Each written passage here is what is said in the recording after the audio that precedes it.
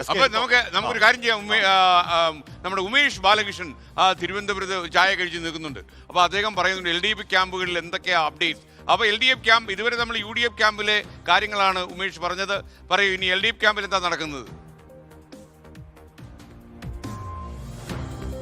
Good evening. എന്തായാലും LDF ക്യാമ്പിൽ ഇന്ന് ആശ്വസിക്കാവുന്ന ഒരു കാര്യം എന്ന് പറയുന്നത് മുൻ ലീഗ് MLA കൂടിയായ അബ്ദുറഹ്മാൻ രണ്ടത്താണിയുടെ തുറന്ന എതിർപ്പ് പറച്ചിലാണ്. എന്തായാലും അത് ഒരു അവസരമാക്കി എടുക്കാനുള്ള നടപടികൾ, അതുമായി ബന്ധപ്പെട്ട ചർച്ചകൾ LDF ആരംഭിച്ചിട്ടുണ്ട്. CPM തന്നെ മുൻകൈയെടുക്കുന്നു. CPM പോളിറ്റ് ബ്യൂറോ അംഗം A. വിജയരാഘവന്റെ നേതൃത്വത്തിൽ ഇതുമായി ബന്ധപ്പെട്ട ചർച്ചകൾ മുന്നോട്ട് പോവുകയാണ്. എന്തായാലും അദ്ദേഹം വരികയാണെങ്കിൽ അദ്ദേഹം തിരൂരങ്ങാടിയിൽ സ്ഥാനാർത്ഥിയാക്കാനുള്ള ആലോചനയാണ് നടക്കുന്നത്. എന്തായാലും അതുമായി ബന്ധപ്പെട്ട ചർച്ചകൾ അബ്ദുറഹ്മാൻ രണ്ടത്താണിയും തള്ളുന്നില്ല. കഴിഞ്ഞ ദിവസങ്ങളിലെല്ലാം LDF-നൊപ്പം നിന്ന ആളുകൾ മറ്റു പാർട്ടികളിൽ സ്വതന്ത്രമായി മത്സരിക്കുന്നു എന്നൊരു സാഹചര്യത്തിൽ പല ഘട്ടങ്ങളിൽ മറുപടി പറയേണ്ട സാഹചര്യം വന്നു. ഈ സീറ്റ് മോഹികൾ ഏറ്റവും കൂടുതൽ ഒരുപക്ഷെ ഈ തലവേദന ഉണ്ടാക്കിയത് LDF-ന് തന്നെയായിരുന്നു കഴിഞ്ഞ ദിവസങ്ങളിൽ. എന്തായാലും ആ സാഹചര്യത്തിൽ കിട്ടിയ ഒരു അവസരം കൂടിയാണ് ഈ അബ്ദുറഹ്മാൻ രണ്ടത്താണിയുടെ ഇപ്പോഴത്തെ നിലപാട്. അതേസമയം അതേ സാഹചര്യത്തിൽ തന്നെ ഒരു തലവേദനയായി മന്ത്രി കൂടിയായ അബ്ദുറഹ്മാന്റെ നിലപാട് നിൽക്കുന്നുണ്ട്. അബ്ദുറഹ്മാൻ ഇപ്പോഴും സ്ഥാനാർത്ഥി പ്രഖ്യാപനം കഴിഞ്ഞു. സ്ഥാനാർത്ഥി പ്രഖ്യാപനത്തിൽ താനൂരിൽ മത്സരിക്കാനില്ല എന്നുള്ള നിലപാടിൽ അബ്ദുറഹ്മാൻ രണ്ടത്താണി ഉറച്ചു നിൽക്കുകയാണ്. ഇതുവരെ പ്രചാരണത്തിനും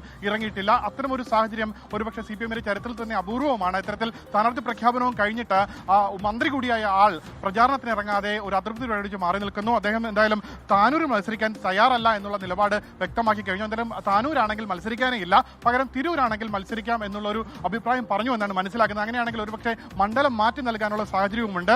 അതേസമയം 2 സ്ഥാനാർത്ഥികളുടെ പ്രഖ്യാപനം ഇന്ന് നടന്നു. അത് പാലക്കാടാണ്. പാലക്കാട് സ്വതന്ത്ര സ്ഥാനാർത്ഥിയായി നേരത്തെ തന്നെ NMR റസാഖിന്റെ പേര് തീരുമാനിച്ചിരുന്നു. NMR റസാഖിന്റെ പ്രഖ്യാപനം ഇന്ന് നടന്നു.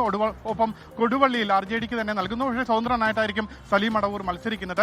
അതേസമയം തിരുവനന്തപുരം സെൻട്രൽ സീറ്റ് സംബന്ധിച്ച് ഇപ്പോഴും ഒരു വ്യക്തതയില്ല. അതുമായി ബന്ധപ്പെട്ട ചർച്ചകൾ പുരോഗമിക്കുന്നു. നിലവിലെ സിറ്റിംഗ് MLA-യും മുൻ മന്ത്രിയുമായ ആന്റണി രാജുവിന് മത്സരിക്കാൻ കഴിയാത്ത സാഹചര്യമാണ്. ആ സാഹചര്യത്തിൽ പകരം ആര് എന്നുള്ള ചോദ്യത്തിന് ഇപ്പോഴും ഒരു തീരുമാനത്തിലോ ഒരു ഉത്തരത്തിലോ എത്താൻ കഴിയാത്ത സാഹചര്യമുണ്ട്. എന്തായാലും ഇന്നും അതുമായി ബന്ധപ്പെട്ട ചർച്ചകൾ നടന്നു. ഒരു പൊതു സ്വതന്ത്രൻ ആ സീറ്റിലേക്ക്, തിരുവനന്തപുരം നഗര സിറ്റിംഗ് സീറ്റ് കൂടിയാണ്, അതുകൊണ്ട് തന്നെ തിരുവനന്തപുരം സീറ്റിലേക്ക് എത്താൻ സാധ്യതയുണ്ട് എന്നാണ് മനസ്സിലാക്കാൻ കഴിയുന്നത്.